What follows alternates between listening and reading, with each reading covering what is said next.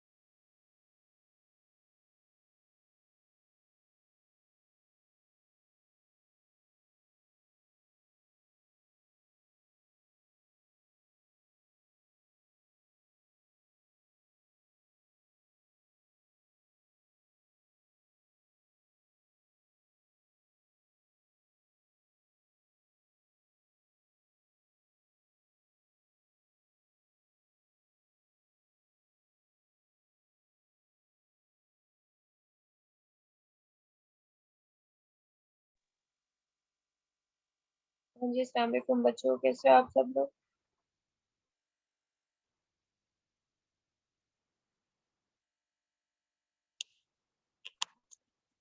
वालेकुम सलाम मैम। ठीक है, आप कैसी हैं? अल्हम्दुलिल्लाह। मेरी आवाज ठीक आ रही है? जी मैम, ठीक आ रही है। हुआ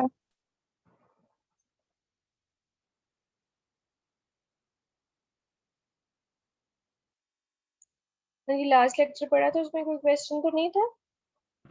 मैम मैंने लेक्चर 6 से एक क्वेश्चन पूछना है। हाँ जी। Ma'am DNA replication in prokaryotes को एक बार दोबारा बता दें, वो मैंने पढ़ा था, वो मुझे समझ नहीं आ रहा। आपने उसकी रिकॉर्डिंग सुनी? Yes ma'am. मैम वो उसके टोपोआइसोमरेज और इनिशिएशन टर्मिनेशन, इसको एक बार दोबारा बता दें। बेटा ये जैसे यूकेरियोट्स के हैं ना सारे स्टेप्स, वैसे ही प्रोकैरियोट्स में है। डिफरेंस सिर्फ इतना है कि प्रोकैरियोट्स में सिंपल होता है, सिंपल प्रोसेस होता है। उसमें भी वैसे ही इनिशिएशन होती है, ठीक है। वहां पे जो है रेप्लिकेशन फॉर्क बनता है, ठीक है। रेप्लिकेशन बबल बनता है। यूकेरियोट्स में रेप्लिकेशन बबल्स मल्टीपल होते हैं, ठीक है। प्रोकैरियोट्स में एक ही रेप्लिकेशन बबल बनता है, ठीक है। और दोनों साइड्स पे जो है उसकी रेप्लिकेशन स्टार्ट हो जाती है। इसके अलावा प्रोकैरियोट्स में एक ही जो है पॉलीमरेज एंजाइम होता है जो कि रेप्लिकेशन करवाता है, ठीक है। जब इनिशिएशन होती है वहां पे जो है टोपोआइसोमरेज जो है उसका वहां पे डीनेचर करता है, रेप्लिकेशन बबल बनाता है। वहां पे आके जो है पॉलीमरेज एंजाइम आके अटैच हो जाता है, वो जो है फिर रेप्लिकेशन स्टार्ट कर देता है। और टर्मिनेशन कहाँ पे होगी? जहाँ पे स्टॉप जो आता है कोडोन, वहां पे जो है रेप्लिकेशन जो है स्टॉप हो जाती है। और जो है हमारे पास मैसेंजर आरएनए बन जाता है। और मैसेंजर आरएनए जब बन जाता है तो इसमें प्रोकैरियोट्स में जो है मैसेंजर आरएनए पोस्ट जो रेप्लिकेशन जो है वो प्रोसेसिंग नहीं होती, ठीक है। जैसे हमने यूकेरियोट्स में जो है पढ़ी थी कि उसमें रेप्लिकेशन के बाद प्रोसेसिंग होती है मैसेंजर आरएनए की। तो प्रोकैरियोट्स में जैसे मैसेंजर आरएनए बनता है वो वहां पे ही प्रोटीन सिंथेसिस के लिए यूज हो जाता है। इसके अलावा तो कुछ नहीं था उसमें I think। Ma'am yes ma'am, initiation वाली जो डायग्राम बनी हुई है, एक उसमें लिखा लिखा हुआ है oriC DNA wraps around. Ma'am ये ओडिक डीएनए क्या होता है? अच्छा, वो फिर यहाँ स्लाइड कट है। ओरिजिन ऑफ रेप्लिकेशन उसको कहा गया है, ठीक है। जहाँ पे ओरिजिन होगा ना, जहाँ पे वो रेप्लिकेशन बबल बना है, ठीक है, उसको कहा गया है ओरिजिन ऑफ रेप्लिकेशन।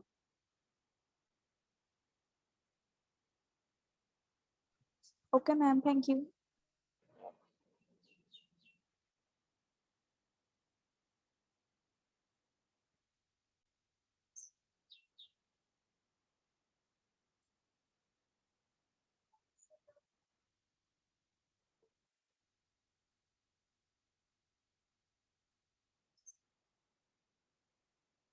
हाँ जी, लास्ट लेक्चर में तो नहीं है कोई इशू? नहीं मैम, या कोई नेक्स्ट इशू लेक्चर स्टार्ट करें? Okay sir.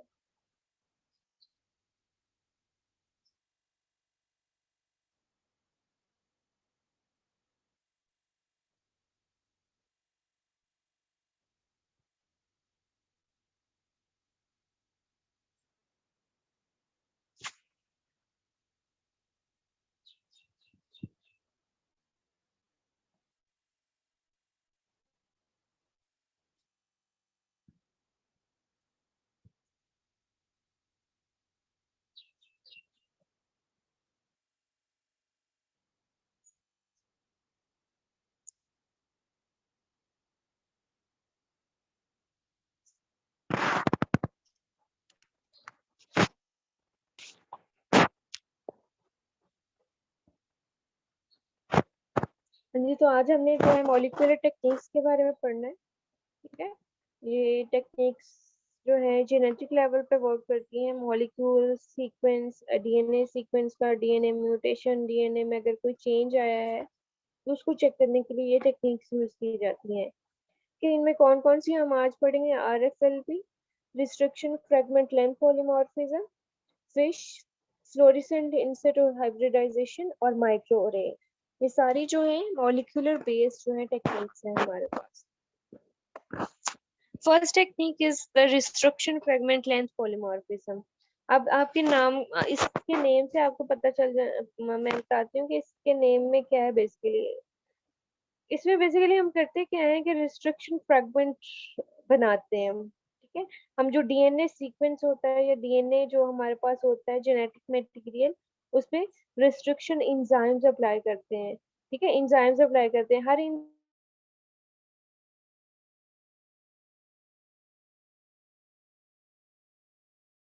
उस साइड से जो है वो डीएनए को कट कर देता है। तो इस तरह से हमारे पास आ जाते हैं रिस्ट्रिक्शन फ्रेगमेंट्स।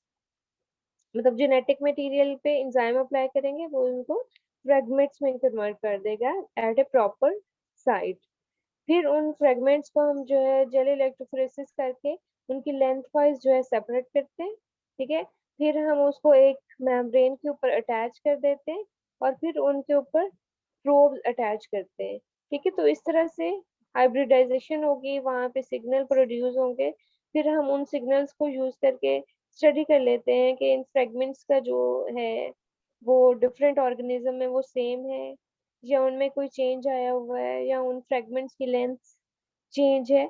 इस तरह से हम न्यूक्लियोटाइड का सीक्वेंस इसमें देख सकते हैं कि जो फ्रेगमेंट्स में न्यूक्लियोटाइड का सीक्वेंस सब में सेम है या डिफरेंट है। तो ये restriction fragment length polymorphism. Polymorphism क्या होता है बेसिकली? पोली का मतलब होता है मेनी और मॉर्फिज्म शेप्स। तो हर डिफरेंट ह्यूमंस में, जैसे दो ह्यूमन या एक ही स्पीशी के दो लोग हैं, तो उसमें जो है हम उनके एक ही सीक्वेंस, एक ही डीएनए में जो न्यूक्लियोटाइड का सीक्वेंस चेक कर लेते हैं कि उनमें सेम है या ह्यूमन टू ह्यूमन जो है कोई जीन वेरी कर रही होती है। तो इस तरह से ये हम यूज करते हैं technique to study nucleotide sequence, restriction fragment length polymorphism.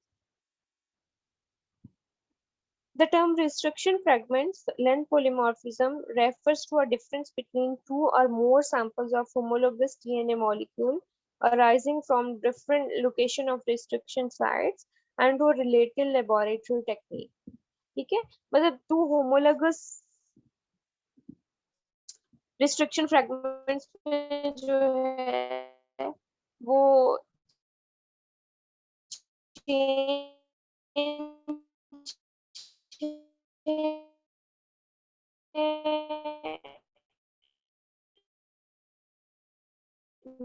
Nucleotide sequence या सेम है तो उसको हम चेक कर सकते हैं इस टेक्निक के थ्रू।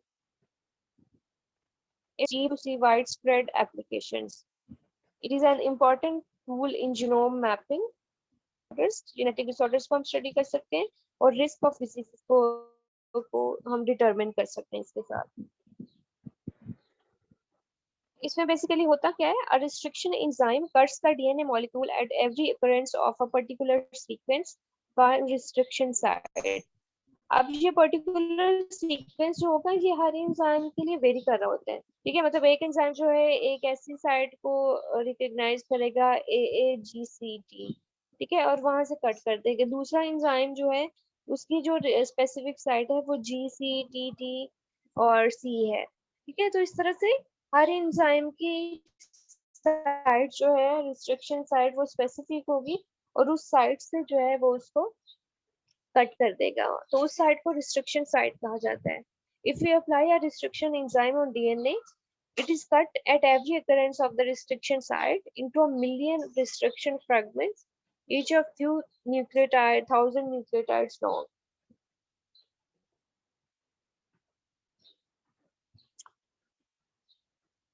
ठीक है, तो इसमें बात की जा रही है कि मतलब अगर एक DNA पे पूरे रिस्ट्रिक्शन एंजाइम अप्लाई किया जाए तो वो उसको थाउजेंड्स मिलियंस जो है फ्रेगमेंट्स में चेंज कर सकता है, और हर फ्रेगमेंट जो है एक 1000 न्यूक्लियोटाइड लॉन्ग जो है वो हो सकता है। ये पूरे DNA की बात की है। अदरवाइज हम पूरे DNA की नहीं, मतलब एक शॉर्टर जेनेटिक मटेरियल पे अप्लाई करते हैं और उस पे जो है वो प्रॉपर एंजाइम अप्लाई करते हैं और वो फिर उनको फ्रेगमेंट्स में कन्वर्ट कर देते हैं। Any mutation of single nucleotide may destroy or create the site and alter the length of the corresponding fragment. The term polymorphism refers to the slight difference between individuals in base pair sequence of common genes. ठीक है, मतलब human की human की भी ये study की जाती है कि एक ही जीन जो है जो एक चीज के लिए उसका सीक्वेंस डिफरेंट ह्यूमंस में सेम है कि वो वेरी कर रहे हैं। RFLP analysis is the detection of the change in the length of the restriction fragments. RFLP analysis के लिए सिंगल जो है लोकस प्रोब्स यूज किए जा सकते हैं या मल्टी लोकस प्रोब्स यूज किए जा सकते हैं। सिंगल लोकस प्रोब्स जो है वो मोस्ट जो है वो इम्पोर्टेंट होते हैं, प्रेफरेबल होते हैं क्योंकि वो मोर सेंसिटिव है as compared to multi locus probes. The basic technique for detecting RFLPs involves fragments or sample of DNA by a restriction enzyme which can recognize and cut DNA wherever a specific short sequence occurs in a process known as restriction digestion. The resulting DNA fragments are then separated by length through a process known as gel electrophoresis, then transferred to a membrane via the Sautron blotting procedure. ठीक है, जब फिर हम उनको एक solid surface के ऊपर attach कर देते हैं, ये जो अटैचमेंट टेक्निक होती है इसको ब्लॉटिंग टेक्निक कहते हैं। ठीक है, जब हम जेनेटिक मतलब DNA को एक फ्रेगमेंट्स को अटैच करते हैं तो इसको सॉथरन ब्लॉटिंग टेक्निक कहते हैं, और जब प्रोटीन्स को अटैच किया जाता है ऑन द सॉलिड सरफेस उसको नॉर्दर्न ब्लॉटिंग टेक्निक कहते हैं, सॉदर्न ब्लॉटिंग टेक्निक कहेंगे। उसके बाद जब हम उसको सॉलिड सरफेस पे कर लेते हैं, अटैच कर देते हैं, तो उसके बाद हाइब्रिडाइजेशन का प्रोसेस करते हैं। हाइब्रिडाइजेशन किसके साथ? With the complementary DNA probes. Hybridization क्या होती है कि मतलब दो कम्प्लीमेंट्री सीक्वेंस जब एक दूसरे से अटैच होते हैं तो उसको हाइब्रिडाइजेशन कहते हैं। Hybridization of the membrane to a labeled DNA probe then determines the length of the fragments which are complementary to the probe. Each fragment length is considered an allele and can be used in genetic analysis. हाँ जी, इसकी basic concept clear हो गई इस technique का कि क्या होता है इसमें। अगर कुछ समझ नहीं आ रहा तो पूछ लो। मैम आ गया समझ।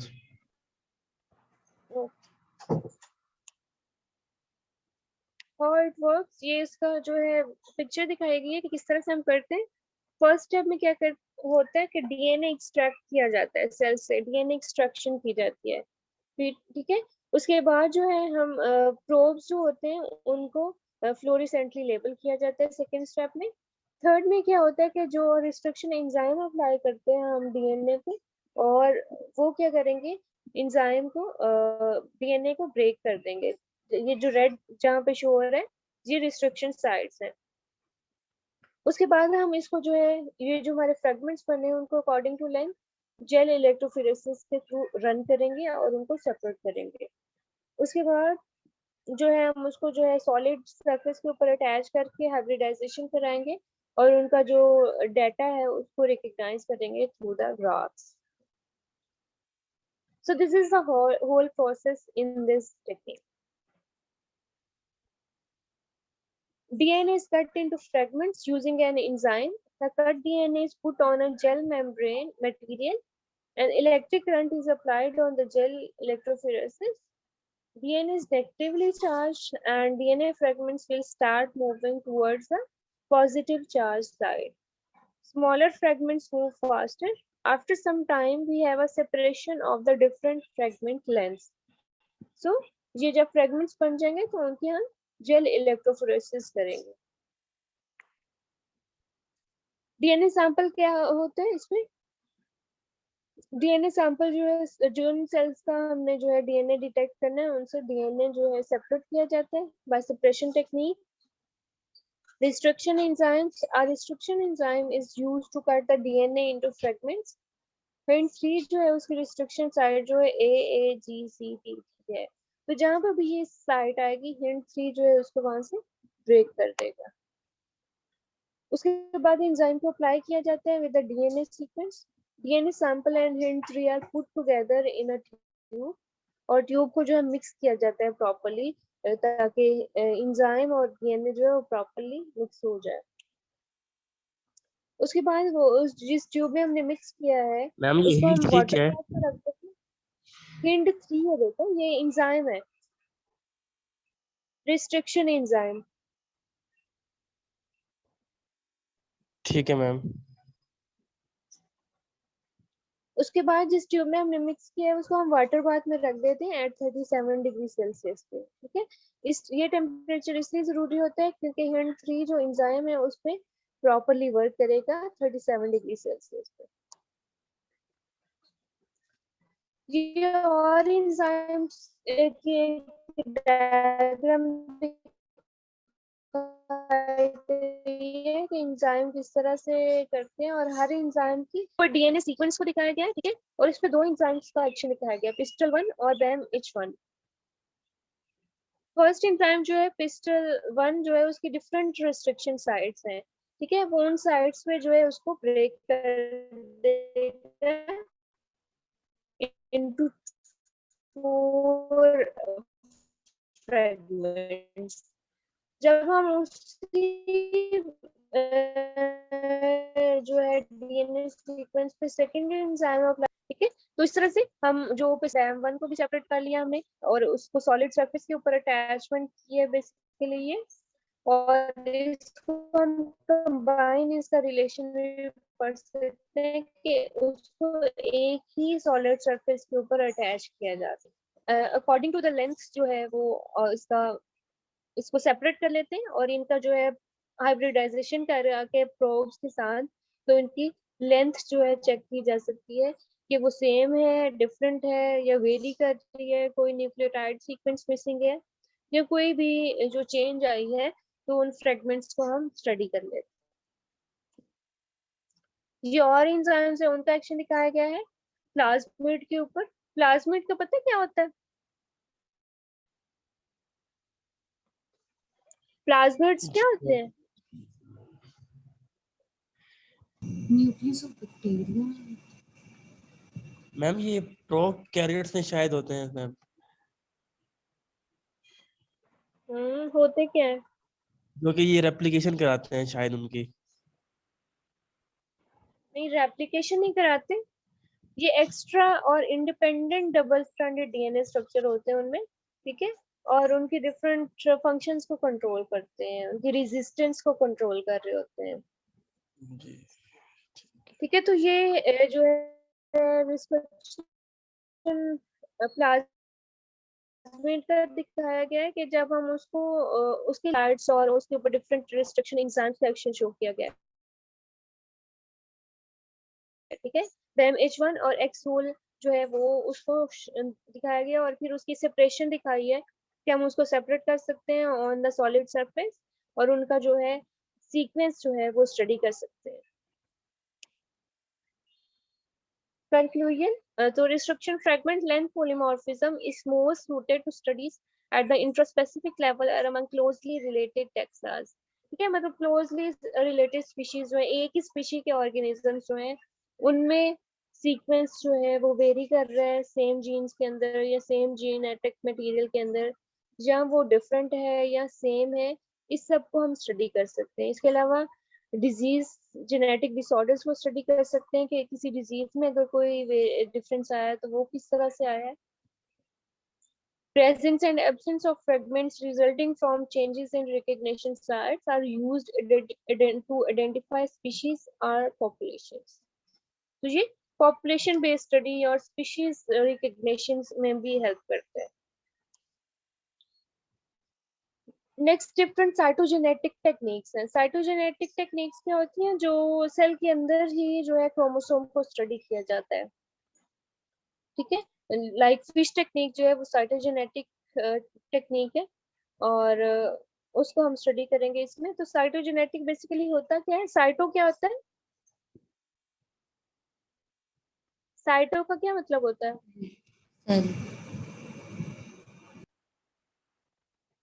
सेल। ठीक है, तो सेल के अंदर जो क्रोमोसोम है उसकी स्टडी को हम साइटोजेनेटिक्स कहते हैं। इसको आप डिफरेंट तरीके से जो है डिफाइन कर सकते हो। For example, the branch of genetics which relates with the study of inheritance in relation to the structure and function of chromosome. यहाँ पे cytogenetics is a branch of genetic that is concerned with how the chromosome relate to cell behavior, particular to their behavior during mitosis and meiosis. The branch of biology linking the study of genetic inheritance with the study of cell structure, especially for human chromosome analysis. ठीक है, तो इसको different तरीके से जो है आप define कर सकते हैं। तो साइटोजेनेटिक टेक्निक में जो है फिश टेक्निक मोस्ट इंपॉर्टेंट है। फ्लोरिसेंट इन सिटू हाइब्रिडाइजेशन, ये भी हाइब्रिडाइजेशन टेक्निक है बेसिकली। ठीक है, हाइब्रिडाइजेशन क्या क्या मैंने बताया था, हाइब्रिडाइजेशन क्या होती है,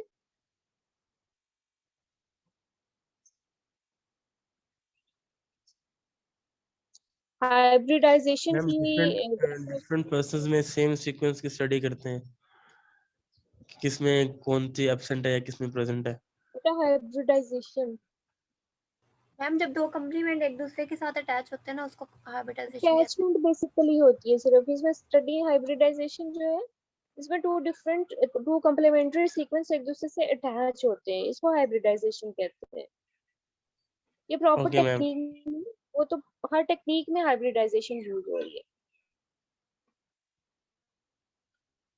तो फ्लोरिसेंट इन सिटू हाइब्रिडाइजेशन, इसमें जो है हम फ्लोरिसेंट लेबल जो है यूज करते हैं प्रोब्स, और फिर उनकी हाइब्रिडाइजेशन होती है विद डीएनए सीक्वेंस जिसको हमने रीड करना होता है, और बाय फिर हम उसको जो है एक स्लाइड के ऊपर अटैच करते हैं और बाय फ्लोरिसेंट माइक्रोस्कोप्स जो है उसके थ्रू हम इसको स्टडी करते हैं। तो इस टेक्निक को फ्लोरिसेंट इन सिटू हाइब्रिडाइजेशन कहा जाता है। A technique that hybridize a DNA nucleic acid probe to a target DNA sequence contained within a cell nucleus. अब इसमें RFLP में क्या था, हमने डीएनए एक्सट्रैक्ट करते हैं फिर हम उस डीएनए को रीड करते हैं। फिश टेक्निक में क्या होता है कि हम डीएनए एक्सट्रैक्ट नहीं करते, हम सेल के अंदर ही डीएनए को स्टडी करते हैं। A variety of specimen type can be analyzed using fish. The intact cells are attached to a microscope slide using standard cytogenetic methods. इसलिए यूज करते हैं जितने भी क्रोमोसोमल स्टडीज हैं, क्रोमोसोम में कि उसमें डिलीशन हुई है कोई, या उसमें कोई ड्यूरिंग द रेप्लिकेशन या ड्यूरिंग द जो है हम जब उसकी डिवीजन हो रही होती है क्रोमोसोम्स की, तो उसमें क्या चेंजिंग्स आई हैं, या जीन का जो है स्ट्रक्चर क्या है और अरेंजमेंट क्या है, क्रोमोसोम की अरेंजमेंट्स क्या है, क्रोमोसोम के अंदर मार्कर्स जो है उनकी आइडेंटिफिकेशन के लिए यूज किया जा सकता है, या क्रोमोसोम के अंदर जितने भी ब्रेक पॉइंट्स हैं उनको स्टडी किया जा सकता है। सो इन सब के लिए जो है फिश टेक्निक यूज की जाती है। अब इसमें डिफरेंट है, अगर हमने एक टारगेट यूज चेक करना है एक क्रोमोसोम के अंदर तो इसमें हम 1 कलर यूज करेंगे। अगर डुअल टारगेट्स चेक करने हैं तो 2 कलर यूज करेंगे। मल्टी टारगेट्स यूज करने हैं तो मल्टी कलर्स यूज करेंगे। allows one to look at a multiple genomic changes within a single cell without destruction of the cellular morphology। ठीक है, हम सेल को इंटैक्ट रखते हैं, उसको ब्रेक नहीं करते और उसके अंदर मल्टीपल चेंजेस को स्टडी कर सकते हैं by using multi colour probes.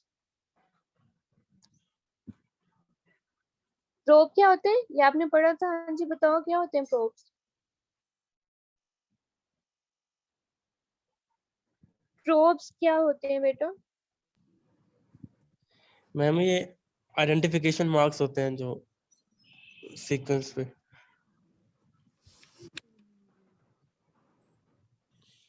बेटा ये स्पेसिफिक न्यूक्लियोटाइड सीक्वेंस होते हैं, आइडेंटिफिकेशन मार्क्स नहीं। बेसिकली स्पेसिफिक न्यूक्लियोटाइड सीक्वेंस होते हैं जो फ्लोरेसेंटली या डाई लेबल्ड होते हैं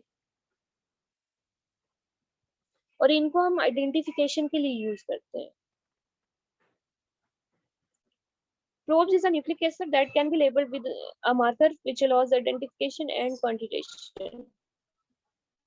Probes will hybridize to another nucleic acid on the basis of base complementarity.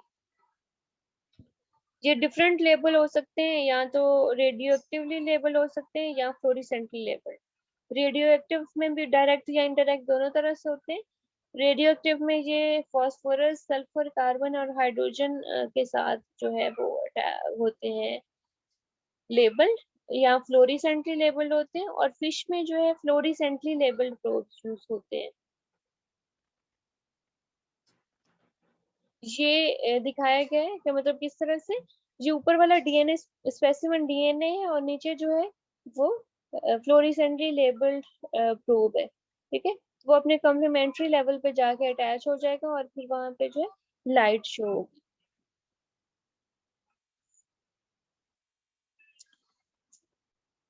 ये इसका प्रिंसिपल दिखाया गया टारगेट डीएनए। ठीक है, और प्रोब्स को हम जो है वो फ्लोरेसेंटली लेबल कर लेते हैं। दोनों को जो है डीनेचर करते हैं, प्रोब्स इन दोनों को डीनेचर किया जाता है। उसके बाद जब ये दोनों सिंगल स्ट्रैंड में कन्वर्ट हो और प्रोब्स जो है अपने स्पेसिफिक सीक्वेंस पे जाके अटैच हो जाएंगे, तो फिर जो है हम इस सैंपल को जो है वो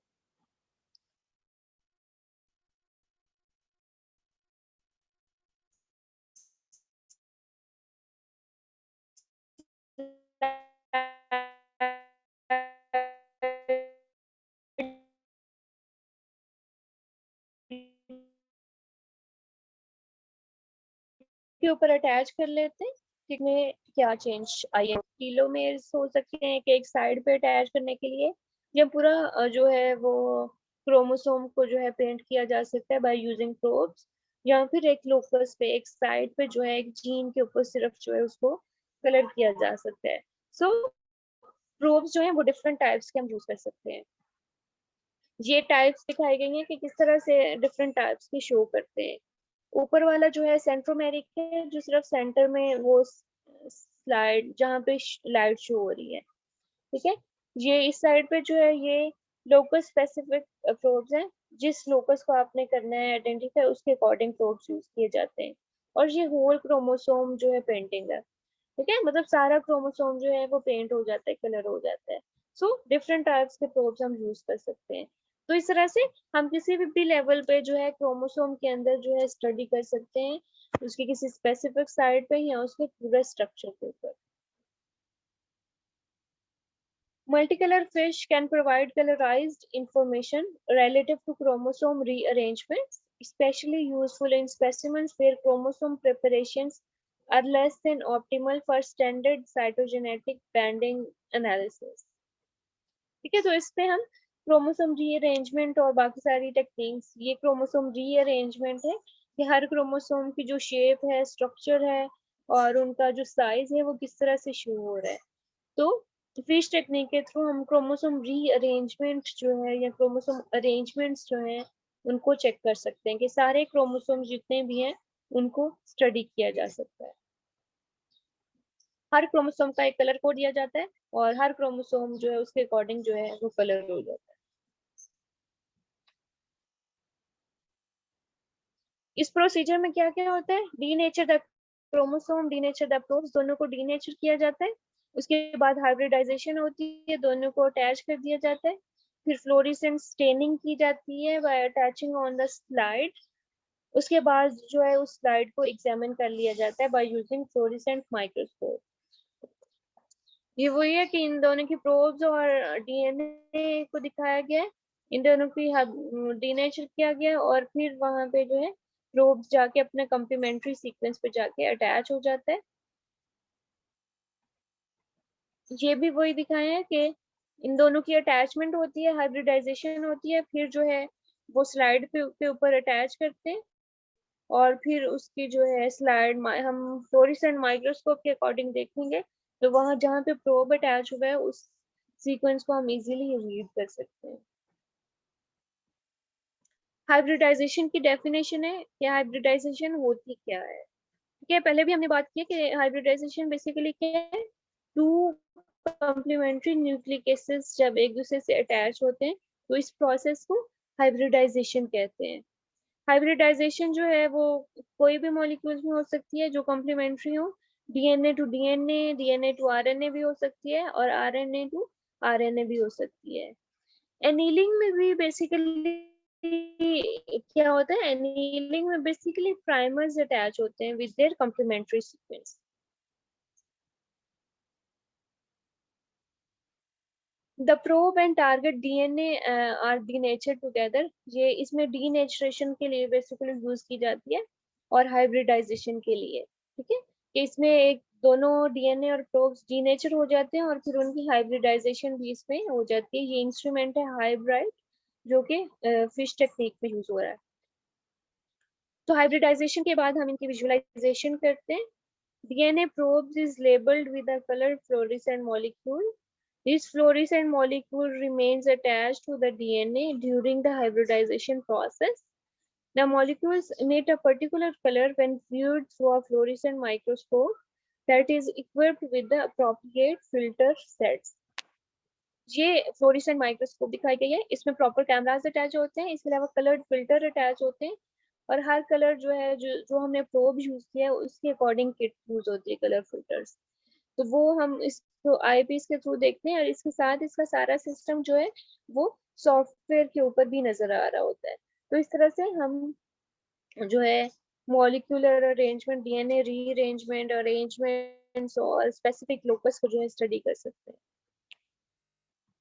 ये है फिश टेक्निक के थ्रू जो क्रोमोसोम अरेंजमेंट से क्रोमोसोम किस तरह से नजर आ रहे हैं। इस तरह से क्रोमोसोम को हम अरेंज कर सकते हैं by using fish technique. Now the next technique is DNA microarray. अब ये नेम से शो हो रहा है माइक्रो अरे के बहुत माइन्यूट जो स्ट्रक्चर्स हैं उनको हम अरेंजमेंट इसमें करते हैं। इसमें बेसिकली होता क्या है कि इसमें सॉलिड एक सरफेस यूज की जाती है जैसे ये शो हो रही है। ठीक है, और इसके अंदर उसके ऊपर जो है वो प्रोब्स अटैच होते हैं, स्पेसिफिक प्रोब्स माइन्यूट जो ओलिगोन्यूक्लियोटाइड्स होते हैं, मतलब लेस देन 10 जिसमें न्यूक्लियोटाइड्स होते हैं। ठीक है, तो ये प्रोब्स जो है इस सॉलिड सरफेस के ऊपर अटैच होते हैं। फिर हमने जो जेनेटिक मटेरियल स्टडी करना होता है उसको हम इस जो सॉलिड सरफेस के ऊपर अटैच करते हैं, तो जो कम्प्लीमेंट्री सीक्वेंस होगा वो अपने प्रोब्स के साथ उन प्रोब्स के साथ अटैच हो जाएगा। उसके बाद हम वॉशिंग करते हैं, तो जो प्रोब्स के साथ मटेरियल जेनेटिक मटेरियल अटैच नहीं हुआ तो वो वहां से रिमूव हो जाए। फिर हम उसको जो है वो स्टडी कर लेते हैं। स्कैनर यूज होते हैं, बेसिकली लेजर स्कैनर जो इसको स्कैन करता है, इसके कलर जो सिग्नल प्रोड्यूस हुआ है उसको स्कैन करता है और उसके अकॉर्डिंग हम उसको सॉफ्टवेयर के अकॉर्डिंग जो है रीड कर लेते हैं। So this is the DNA micro अरे। A DNA microarray, basically DNA chip use की जाती है, is a collection of microscopic DNA spots attached to a solid surface. इस DNA spot में क्या होता है, माइन्यूट से जो स्पेसिफिक डीएनए सीक्वेंस जिसको हम प्रोब्स कहते हैं वो अटैच होता है.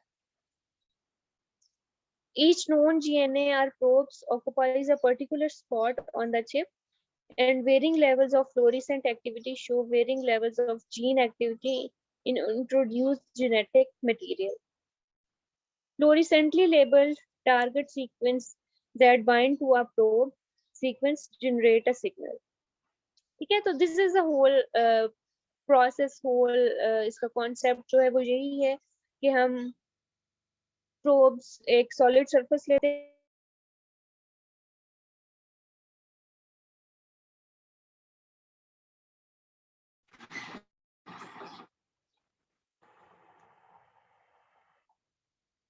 सॉलिड सरफेस लेते हैं जिसके ऊपर जो है प्रोब्स अटैच होते हैं, फिर उसके ऊपर जो जेनेटिक मटेरियल है वो अटैच कराते हैं, तो वो स्पेसिफिक प्रोब्स के साथ अटैच हो जाते हैं, और फिर जो है वो जो सिग्नल प्रोड्यूस होगा उसको हम रीड कर लेते हैं.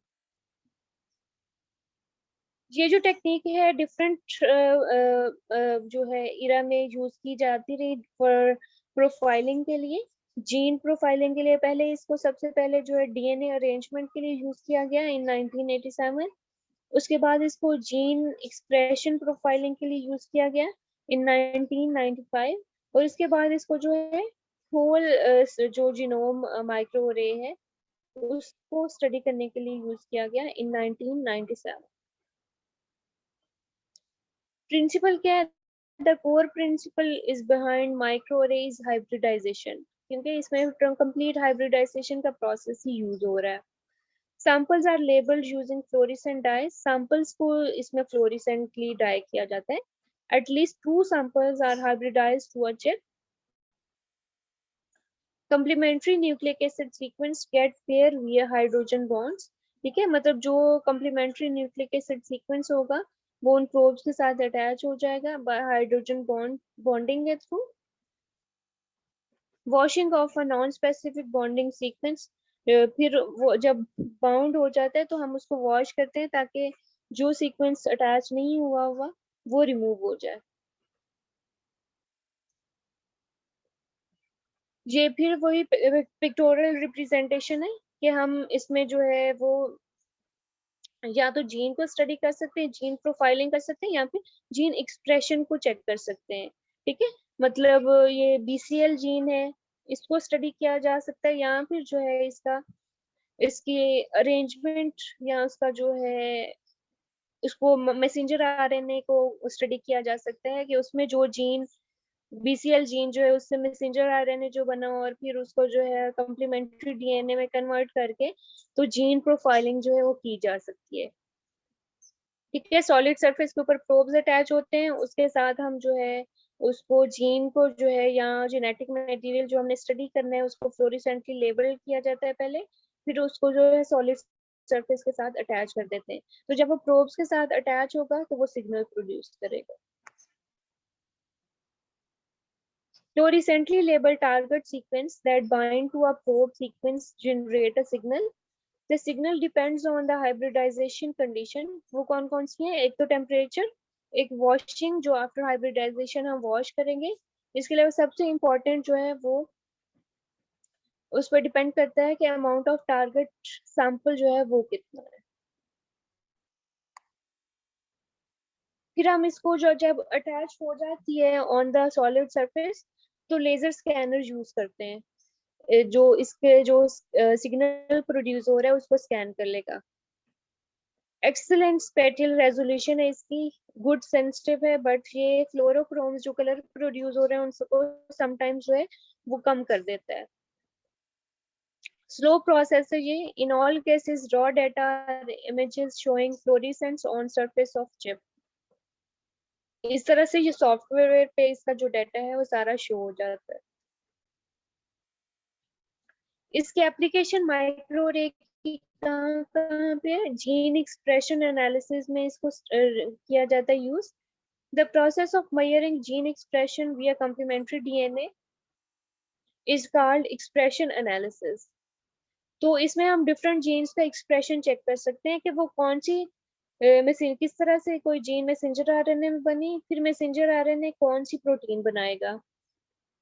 और समटाइम्स हम इसकी बैक जो है उसको स्टडी कर सकते हैं, मैसेंजर आरएनए को कम्प्लीमेंट्री डीएनए में कन्वर्ट करके उस जीन का सीक्वेंस जो है वो स्टडी किया जा सकता है। तो दोनों तरह से हम किसी भी जीन के एक्सप्रेशन को स्टडी कर सकते हैं। Not all the genes in the human genome are active at all times. Used to detect DNA or detect RNA that may or may not be translated into proteins. 1,000 genes are simultaneously assessed by this process. Study the effect of certain treatments, disease and developmental stages जो हैं gene और जो है वो हम study कर सकते हैं on the basis of gene expression. For example, identifying genes expression change due to the pathogens or other organisms by comparing with uninfected cells or tissues. Disease diagnosis में help की जा सकती है, ठीक है, कि मतलब disease person को healthy person की जीन के साथ जो है मैच किया जाता है और disease person में फिर चेक किया जाता है कि उसमें क्या चेंज आया है, तो disease diagnosis में हेल्प करता है। Different diseases को investigate करने में हेल्प करता है। अर्लियर कैंसर जो होते हैं उनको उनकी क्लासिफिकेशन में हेल्प करते हैं और जो है ट्यूमर सेल्स को स्टडी करने के लिए यूज की जाती है। इसके अलावा ड्रग डिस्कवरी में हेल्प कर रही है बहुत ज्यादा आजकल। Extensive application of pharmacogenomics, comparative analysis of the genes, ठीक है, कि मतलब जीन्स को इसमें स्टडी किया जाता है। पहले इसमें इधर से पढ़ते हैं फिर एक्सप्लेन करते हैं। It's helped the identification of the specific protein produced by disease cells. Information used to synthesize drug which combat with these proteins and reduce their effect. इस तरह से हम specific drugs जो है create कर सकते हैं, ठीक है। किस तरह से इसमें किस तरह से drug discovery में basically help कर रहा है कि हम genes को study करते हैं और जो जिसमें mutation हुई है genes में, कोई जो भी डिजीज में किसी में जीन लेवल पे जो चेंज आई है, तो वो म्यूटेटेड जीन कौन सी प्रोटीन बना रही है उस प्रोटीन को स्टडी किया जाता है, फिर उस प्रोटीन के अगेंस्ट जो ड्रग बनाई जाती है। तो इस तरह से वो ड्रग उस एबनॉर्मल प्रोटीन के जो इफेक्ट है बॉडी में उसको मिनिमाइज कर देता है। तो इस तरह से स्पेसिफिक ड्रग्स जो है वो बनाई जा सकती है। इसके अलावा टॉक्सिकोलॉजिकल रिसर्च में यूज किया जाता है। डिफरेंट टॉक्सिन्स जो होते हैं, जहर जो होते हैं, वो डिफरेंट ऑर्गेनिज्म भी हमारी बॉडी में बना रहे होते हैं। इसके अलावा आउटसाइड द बॉडी जो भी टॉक्सिन्स होते हैं उनकी स्टडी के लिए भी जो है वो हम जीन माइक्रोअरे जो है वो यूज कर सकते हैं। जीन आईडीज जो है उनको जनरेट करने के लिए यूज किया जा सकता है। Small microarray to check IDs of organism in food and seed and microplasm in cell culture. Mostly combining PCR and microarray technology के थ्रू जो है हम जीन्स की जो है आईडीज जो है वो डिफरेंट ऑर्गेनिज्म में जो एक ही जीन की डिफरेंट आईडीज यूज हो रही हैं और फूड में जो है स्पेसिफिक जीन्स जो है आ रही हैं उनको स्टडी कर सकते हैं। न्यूट्रोजेनोमिक्स स्टडी कर सकते हैं। न्यूट्रोजेनोमिक्स बेसिकली क्या होता है कि जो हम डाइट ले रहे हैं वो हमारे जीन एक्सप्रेशन पे इफेक्ट हो रहा है या नहीं हो रहा, तो इसको हम स्टडी कर सकते हैं। लाइक अगर कोई पेशेंट जो है वो उसमें कैलोरी फ्री डाइट पे है तो वो जीन एक्सप्रेशन पे किस तरह से इफेक्ट करेगा। या एक पर्सन जो है वो ले रहा है फैट और इस तरह की ओबीस पर्सन है, उसके जीन एक्सप्रेशन में क्या इफेक्ट आया है, या फिर डिफरेंट प्रोटीन्स और उस पे है ग्लूटेन फ्री डाइट पे है तो उससे उसकी जीन में क्या इफेक्ट आएगा। तो इस तरह से हम ये न्यूट्रोजेनोमिक रिसर्च भी कर सकते हैं by using microarray technique. Advantage क्या है? It provide data for thousands of genes. It's one experiment instead of many, fast and easy to obtain results. Huge step closer to discovering cures. मतलब जो हम drug discovery की हमने बात की है तो ऑब्वियसली फिर वो ट्रीटमेंट में जो है हेल्प कर रहा है of diseases and cancers. Different parts of DNA can be used to study gene expression. Disadvantages इसके क्या है कि बहुत सारी जीन्स अभी ऐसी हैं जिनके बारे में कंप्लीट स्टडी नहीं है, इसलिए हम उसको प्रॉपर्ली रीड नहीं कर सकते। Just because messenger RNA is turned on does not mean proteins are made. ठीक है, मतलब अगर messenger RNA sometimes बन भी जाता है तो ट्रांसलेट नहीं होता, तो इस तरह से हम उसकी प्रोटीन को जो है उसके एक्सप्रेशन को रीड नहीं कर सकते. The finding may lead to unethical medical procedures. Scientists have no standardized way to share results. Conclusion, इसकी summary जो है microarray की वो इसमें explain की गई है. DNA microarrays are one of the most effective invention ever developed. A DNA microarray is a test that allows for the comparison of thousands of genes at once. Microarray technology uses chips with attached DNA sequence as probes for gene expression. Any DNA in the sample that is complementary to a probe sequence will become bound to the chip. Microarray technology is most powerful when it is used in species with a sequenced genome, जिनका genome पता हो. The microarray chip can hold sequence from every gene in the entire genome, and the expression of every gene can be studied simultaneously. Gene expression data जो है फिर हम database के साथ match करके जो है वो ले सकते हैं. ये उसका वर्क फ्लो दिखाया गया है कि हम इसमें एक सॉलिड प्लेट लेते हैं, फिर प्लेट प्रिपरेशन होती है, ठीक है, उसमें जो है हम प्रोब्स जो है उसके ऊपर अटैच कर देते हैं. कि उसके साथ हम सैंपल जो है वो प्रिपेयर करते हैं. अगर हमने जीन एक्सप्रेशन चेक करना हो तो आरएनए को हमने कम्प्लीमेंट्री डीएनए में कन्वर्ट करते हैं, फिर इसको डीनेचर करते हैं और फिर इस कम्प्लीमेंट्री डीएनए को हम फ्लोरेसेंटली लेबल करते हैं और फिर इसको हम जो है प्लेट के ऊपर हाइब्रिडाइज कराते हैं. तो ये जो जेनेटिक मटेरियल होगा वो उन प्रोब के साथ अटैच हो जाएगा. फिर हम वॉशिंग करते हैं, वॉशिंग के बाद जो है अनअटैच्ड मटेरियल जो है वो रिमूव हो जाएगा. उसके बाद हम जो है इसकी स्कैनिंग करेंगे बाय द लेजर स्कैनर और उसका जो रिजल्ट है वो रीड कर सकते हैं. So this is all about this lecture. हाँ जी, समझ आई है ये टेक्निक्स?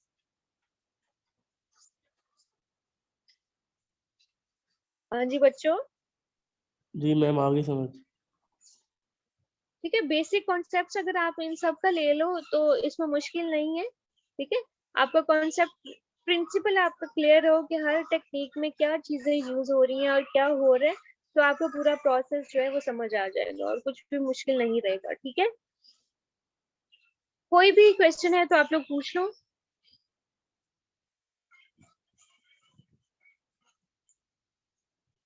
आप लोग सब सोए हुए हैं? नहीं मैम जाग रहे हैं. आपके अलावा बाकी सब सोए हुए हैं I think. No ma'am. Ma'am जाग रहे तो आप लोग हैं. मैम इधर ही हैं. What is the reason? 1000 दफा आप लोगों से एक क्वेश्चन पूछा जाए तो एंड पे कोई एक बच्चा पूछता है जो पूरे लेक्चर में एक ही बच्चा बोल रहा होता है और बाकी सब सोए होते हैं आराम से. मैं सबकी एब्सेंट मार्क कर देनी इस तरह से आपके लेक्चर.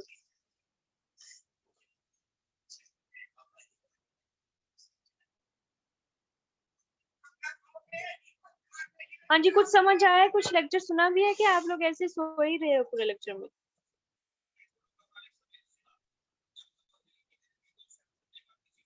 यस मैम, सुना है, समझ भी आ गया.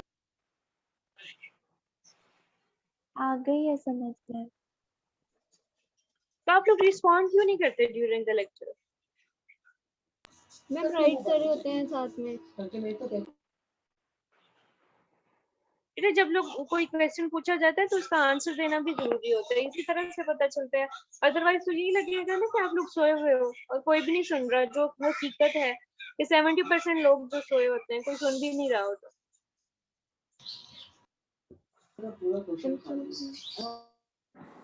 तो ये चीजें आप लोगों को इफेक्ट करेंगी. अगर आप लोग लेक्चर्स नहीं अटेंड कर रहे प्रॉपर्ली तो एंड पे आप लोगों को भी प्रॉब्लम होगा. मैम मुझे ना अटेंडेंस का एक इशू डिस्कस करना है कि मेरे पोर्टल पे अटेंडेंस किसी सब्जेक्ट की शो नहीं हो रही थी जब से क्लासेस स्टार्ट हुई हैं, और फिर मैंने कोई क्लास इतनी रेगुलर ली नहीं. मुझे नहीं पता था आपकी 20 मिनट टाइम लिमिट है. तो अब अगर वो इशू रिजॉल्व हो गया तो मेरी सब में एब्सेंट लग जाएगी. किस चीज का इशू आया था आपको? आपने जब लेक्चर्स नहीं अटेंड किए तो किस तरह से होगी आपके मैम लेक्चर अटेंडेंस? अटेंड किए हैं लेकिन ना मतलब इंटरनेट कभी कभार ब्रेकआउट हो जाता था तो लीव कर देती थी मैं क्लास। मेरी अटेंडेंस क्योंकि बेटा शो नहीं हो रही थी ऐसा किसी नहीं ना, सब्जेक्ट मतलब की। यही होता था कि आप लीव कर देते कि हम 10 मिनट का मैंने टाइम लिमिट रखा हुआ है, इससे कम टाइम से अगर कोई भी होगा तो मैं उसकी एब्सेंट नहीं मार्क करती हूँ। तो इससे कम आपने अगर किए हुए तो ऑब्वियसली मैं एब्सेंट मार्क की होगी। मैम एब्सेंट मार्क के अलावा वो शो ही नहीं हो रही कोई भी अटेंडेंस। फिर आपका कोई पोर्टल का इशू होगा। Ma'am okay. आपके टीम का कोई इशू है या कुछ इस तरह का इशू है तो उस वजह से भी पोर्टल ब्लॉक हो जाता है। तो आप अपने इशू को देख लो या फिर कोऑर्डिनेटर से जो है वो उस पे देखो कि पोर्टल पे क्यों नहीं शो हो रहा। मैम अटेंडेंस के मार्क्स हैं इस दफा। बेटा आप लोग इसलिए लेक्चर अटेंड करोगे कि आप लोगों के मार्क्स होंगे उसके बेस पे। This is the concept that is very wrong. Ma'am concept ये नहीं है, मतलब अब जैसे अटेंडेंस नहीं होती थी तो मैंने इतनी रेगुलर क्लासेस कॉन्सेप्ट नहीं ली की थी, मैं बात है रिकॉर्डिंग सुन लेती थी। क्योंकि अटेंडेंस नहीं हो रही तो जी मैं लेक्चर भी नहीं लूंगी। दिस इज द कॉन्सेप्ट ना कि हम हमारे अटेंडेंस के मार्क्स नहीं है तो मैं लेक्चर नहीं सुनूंगी। बेटा आप लोग लेक्चर अपने लिए अटेंड किया करो, not for the attendance, not for the sake of attendance. Lecture सुनने का ये पर्पस नहीं होता कि आपकी अटेंडेंस लग गई है या एब्सेंट मार्क हो रही है। ठीक है, लेक्चर सुनने का एक ही मतलब होता है नॉलेज और गेन करना कुछ, not for the attendance, for God sake.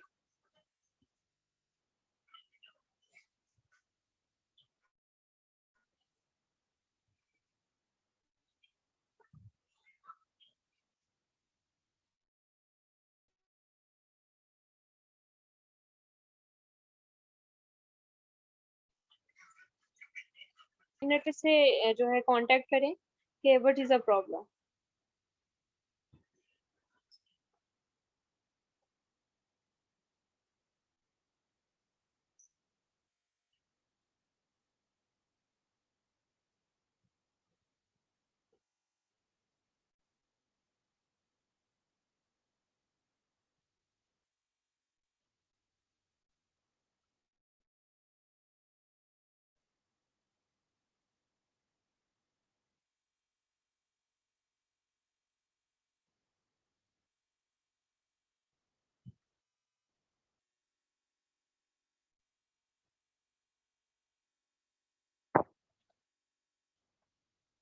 क्या शो नहीं हो रही है आप सबको?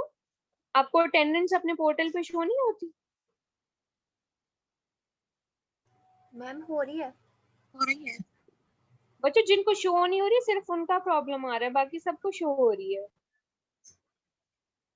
कुछ बच्चे हैं जो पोर्टल पे जो है वो आ रहे होते हैं, उनकी अटेंडेंस जो है डार्क हुई होती है क्योंकि उनका कोई फी का इशू होता है या कुछ ऐसे इश्यूज हैं जिसकी वजह से उनका पोर्टल ब्लॉक हुआ होता है।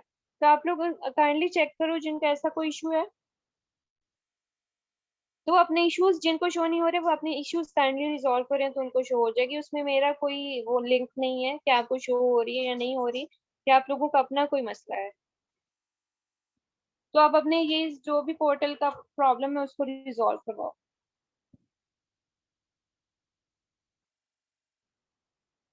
अब अगर सारे की शो नहीं हो रही तो ऑब्वियसली आप लोगों का कोई प्रॉब्लम चल रहा है तो अपने कोऑर्डिनेटर से कांटेक्ट करें कि क्या इशू है, या आप लोगों को खुद पता होगा कि आप लोगों को क्या इशू है जिसकी वजह से ब्लॉक हुआ होगा पोर्टल। तो उसको रिजॉल्व कराओगे तो फिर शो होगा। मैम कल क्विज की टाइमिंग्स बता दें।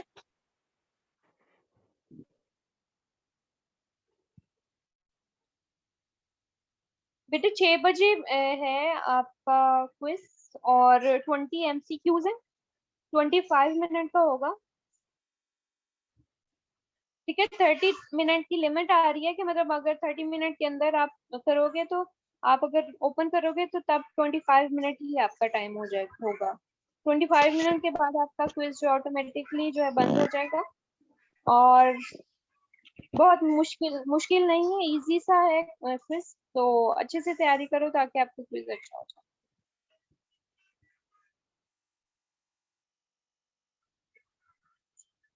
और आप लोग जो है क्विज बैक नहीं जा सकते, तो आप अपना हर क्वेश्चन जो है रिजॉल्व करके फिर नेक्स्ट पेज पे जाना। तो ये मुझे कोई ना end पे करे। और एक और बहुत इंपॉर्टेंट चीज, कोई मैं इस क्विज का रीटेक नहीं लूंगी, उस बच्चे का जो है फिर मैं वाइवा लूंगी उसकी बेस पे, अगर किसी का वो भी जेन्युइन इशू होगा, ठीक है, कि जी मेरा कोई बहुत बड़ा मसला था जो कि लेम एक्सक्यूज होगा या हो सकता है किसी का हो भी इशू, तो उसका मैं फिर वाइवा लूंगी इन चैप्टर्स में से, उसका फिर मैं क्विज नहीं लूंगी, ठीक है। तो वो रीटेक में उसका वाइवा होगा फिर।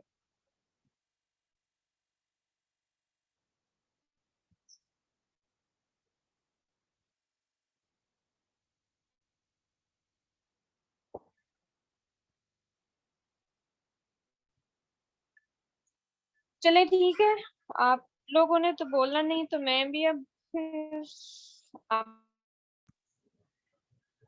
अल्लाह हाफिज कहती हूँ। हम अल्लाह क्या हाफिज बोल रहे एंड हैं? Take care. अच्छे से तैयारी कर लेना अपने क्विज, 10% वेटेज है आपकी इसकी, तो जो है इसको एटलीस्ट अच्छा कर लो। ओके, अल्लाह ओके मैम, अल्लाह हाफिज।